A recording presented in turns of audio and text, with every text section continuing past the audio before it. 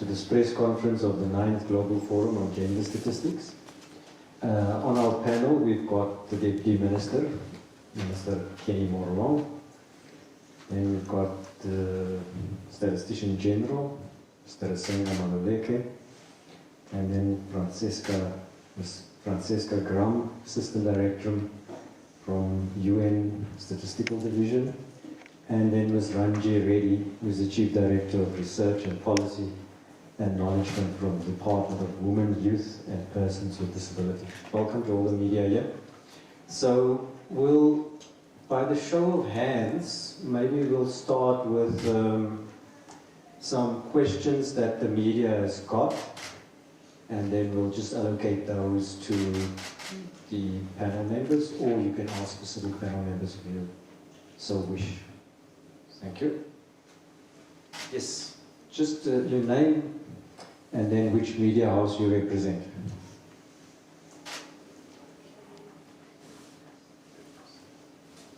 Okay, I think you can hear me though. Yeah? My name is Nalini Mobo and I'm from the SABC's Radio News Department. There's a conference mic on the stand, you can just push to talk. Cool. Okay. Nalini Mobo from the SABC News. So my question really is for the Statistician General, and it's around the data collection issues and what barriers you think there are in collecting data. We understood that there's a cost implication to that. What is it that you're doing to overcome those barriers? And if you could just give us an idea of what issues that you come across when collecting that kind of information around care work. Thank you, SG. Let me thank you, Naledi. In relation to budgetary issues, we don't stop our engagements with our colleagues at National Treasury. So every year we have a work program which we sign off, and of course this work program relates to our strategy, our 5-year strategy. And as we do so, we look at projects that can be funded. I need to say that there's a competition and a whole host of projects that we need to fund. For example, look at the issue of the income and expenditure survey that helps us to address matters of poverty. We last did it in 2013, 2014 with a report in 2015. And the time use survey was done was last done in 2010. So in a country that has a scarcity of resources, we do not only prioritize, but we also keep engaging with our colleagues. Having said so, in terms of our readiness as an organization, we have the best statisticians out there. Our country rates amongst the best in the world. So we are much more comfortable with the technical competence of the organization. But what are challenges that we face in relation to matters of gender and in relation to matters of children, for example? And I'll start with children. It's because one, children, particularly the girl child, do not speak for themselves. Because they are young, you have to have a person in the family responding. And one of the biggest challenges, especially with health-related or health limitations that can go as far as disability, it is very difficult for developing nations like ours to have facilities that pick up limitations like disability for most of the children, especially children that are born at home and born even in facilities where they don't have enough or adequate tools to diagnose issues of disability. Then you come to the issue of women particularly. It's because there are times when, for those that are younger than 15, you have to have a proxy responding for them. And sometimes the head of the household is male. So when you are out there in the field, when we deal with issues, particularly in your health and demographic survey, we always insist on speaking to the respondents if they are older than 15 years. But you can see the limitations they face, because then they have to respond to these questions. And in some cases where there's some irregularities in the family or in the household, whether it's gender-based violence or otherwise, the perpetrator is there, and you can see the discomfort in as much as we try to separate them and want to talk to them on their own. You can see the discomfort in their faces. We still ask the questions, and we do get reliable information on that. The other issue then comes as a cultural issue, where you have sometimes young people having to talk to older people, and the discomfort they have to talk to younger people on issues of gender-based violence, whether it's perpetration of sexual violence, but they still do respond. We find a lot of cooperation because we do a lot of publicity up front. We do talk to gatekeepers in the form of people at the civic structures in the neighborhood. We talk to the police, who sometimes accompany us on when we go to the farming communities. We talk to traditional leadership, and in some traditional leadership structures, they avail women who come with us in the case of our publicity. So with publicity, we do overcome that, but it's still sometimes a sensitive matter to talk about on some of the subjects. Thanks. Thank you. We just want to welcome the online media, and Tracy will just field those for us. Yes, ma'am. My name is also Naledi, also from the SABC. I wanted to find out whether you've been able to quantify just how much money is lost, as a result of unpaid work. One of the speakers mentioned that, the GDP can increase by about 27%, if unpaid work is calculated. Is this in South Africa only or globally? And just to talk about, what is that we can do? Is this affecting mostly women? Are they the biggest casualties as a result of this? What is that is being done to prevent this matter going forward? Thank you very much. Francisca? You want me to take it? Okay. Yeah. Thank you so much. So this is a very important question, and it looks like you were with us in the previous session, so thanks for joining us in the main meeting. So if we talk about valuing unpaid care work, indeed the estimates that are available at the global level point to a value, monetary value of all unpaid care services. So here we are talking about taking care of children, taking care of older persons in your family, as well as domestic chores, cleaning, cooking, fetching water, etc. So the value of this important work that is unpaid and mainly on the shoulders of women can approximate between 20 and 40% of GDP.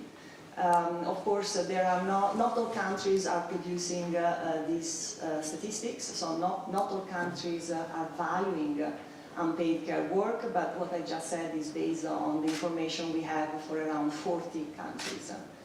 Our role is to make sure that we produce statistics on unpaid care work, so we want to have the time spent. That's the step number one, and we do that by supporting countries' efforts in producing timely statistics. But then we also want to go to the next step. It's really recognizing and valuing this important unpaid care work and making sure that countries have also the monetary value that can be disseminated, communicated next to GDP, for example. That would be one of our goals. Promoting measures of unpaid household service work as a complementary to GDP. Thank you. Thank you, Francisco. Yes, go for it, Helena. But another question must be answered in terms of measures to prevent this matter going forward. So, how do we stop the leakages that's there in the system as we go forward? I think maybe Ranjit, you spoke a little bit about the empowerment of women. Do you want to follow from there? If I understand the question correctly, it's about how do we stop the loss in terms of the GDP The calculation? high levels of inequality that the women are facing as a result of this, of them able to be engaged in this caregiving. Okay. So you see the approach that we were taking in the forum is that you need to look at a holistic levels of a policy implementation. There's no single solution to the problem. If you want to address the inequalities experience, you got to look at where there needs to be a reduction of this unpaid care work on women. Where is the areas that are resulting in more time being spent? So I was raising the issue of collection of water, collection of fuel, firewood. Those are policy implementation that we can put in place that would address that. Reducing the cost of gender-based violence and what it means in the household. But I also raised the issue of the ways to address this would be about ensuring there's economic opportunities that are created for women, and that would that would cover not just increasing employment, but it would also cover issues of creating entrepreneurship development, creating cooperatives, but then also moving women from SMME level into a bigger business. So there's many elements even in the economic. Also, it is about allowing women and girls into spaces that were previously dominated by men. That would go a long way in covering many of the issues that we were raising earlier in terms of policy and addressing some of the inequalities that women are facing. I don't know if I've answered your question adequately. Yes. But I think Deputy Minister can talk more on the position of government in general.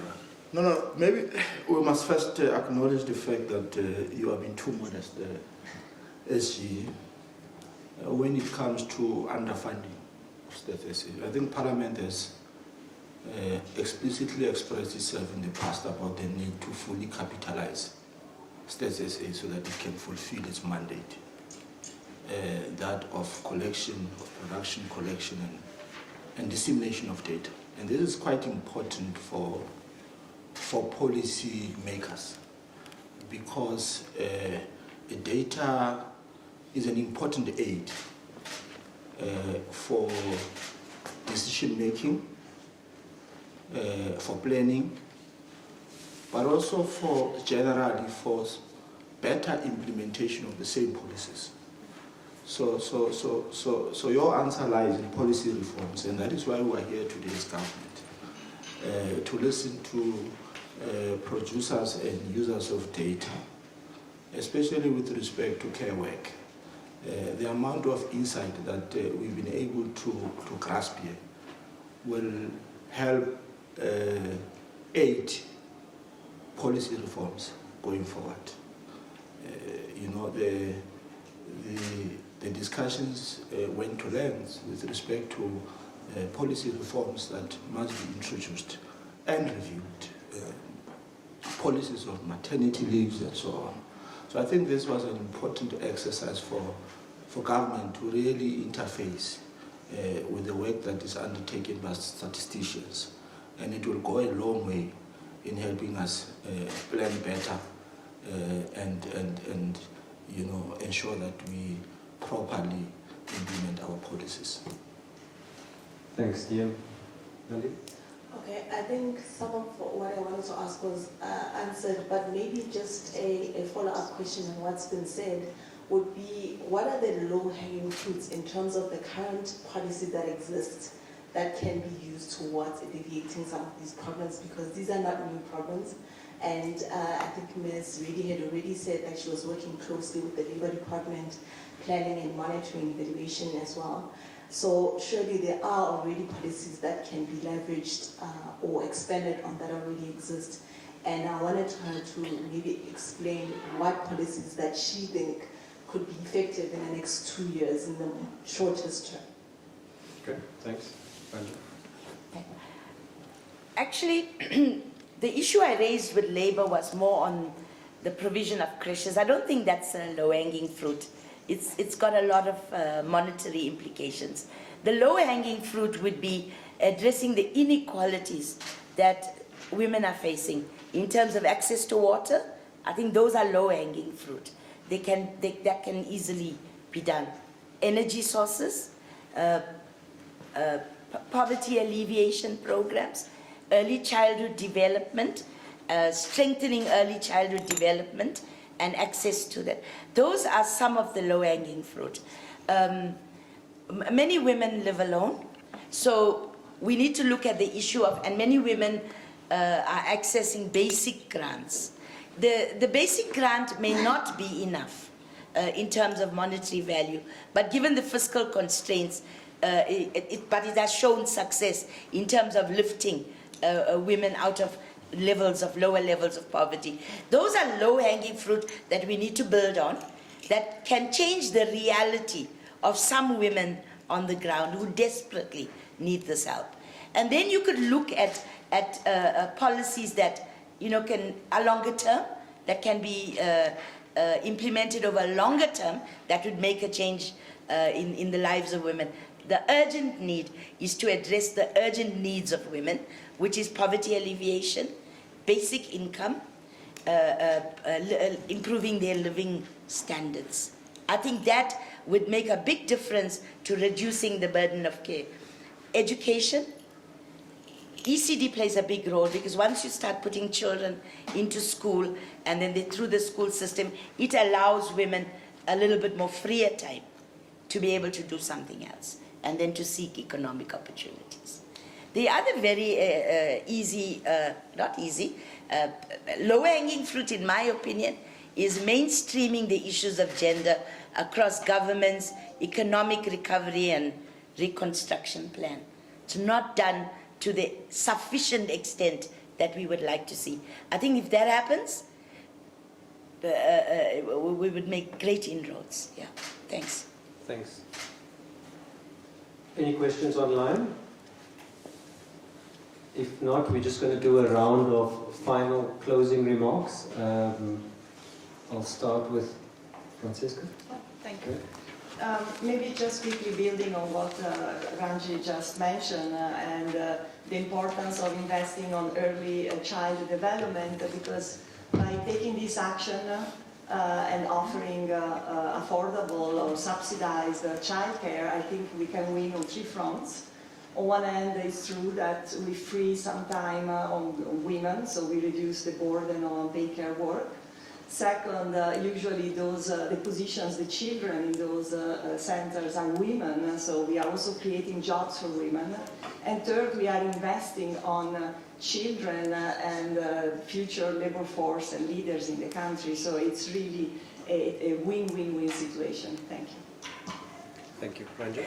Yeah, thank you.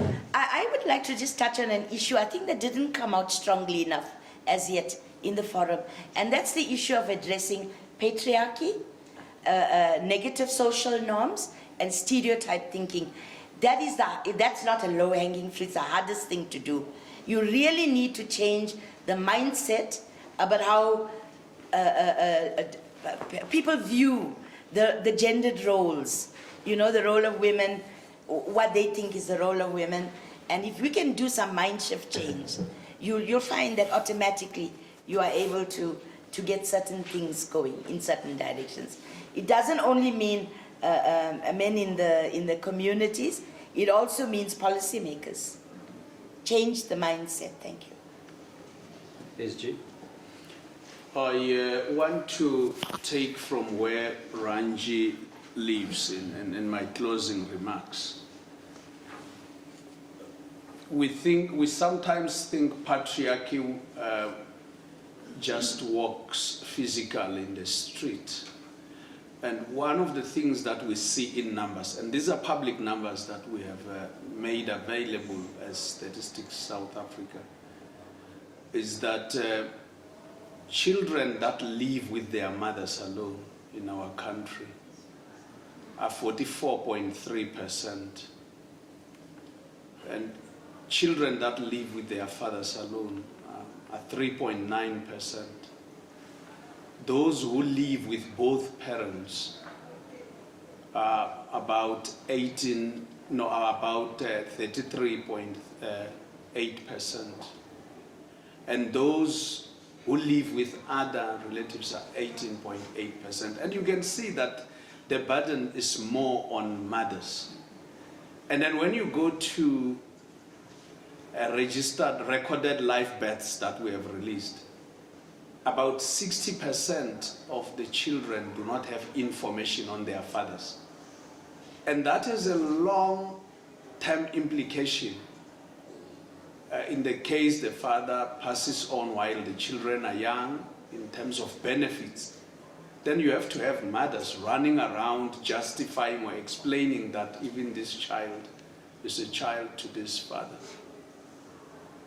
Now, furthermore, when you look at the issues of employment, unemployment affects women the most. Now, the girl child, for example, when you look at the girl child, in our recorded live births again, we are saying that 4 children aged 11 years went to Home Affairs to register their children, and they went there as mothers. About 58 of those were 12 years. They went to Home Affairs. About 416 were 13 years. 2,272 were 14 years. These are children. Then later when you look at these children when they are women in their own right and the social challenges they will face, then comes the issue of pay. And when you use the average, the mean, you will get it wrong. It's not like we will do wrong things as statisticians, but it will mislead you. When we use the median, women earn 74% of what men are earning. Worse for women with less than matric. They earn about 50% of what men are earning. So there's a greater burden on women, and the use of statistics, 1, in policy formulation, 2, in intervention on programs becomes very, very critical. So patriarchy even shows in the numbers that we produce. Thanks. Thank you, SG. Ian? Well, I think on behalf of government, we really wish to convey our appreciations for being part of this important platform, which is really a consequence of the 1995 Beijing Call for Action, which called for sex disaggregated data. And I think that these important forums will go a long way with respect to really giving us insight. For instance, we picked up today that 76% of globally unpaid work is undertaken by women. So the burden on women still remains, And it's also an important milestone because this discussion is ensuing at a time when we are about to end the Women's Month. As I've said, the discussions that will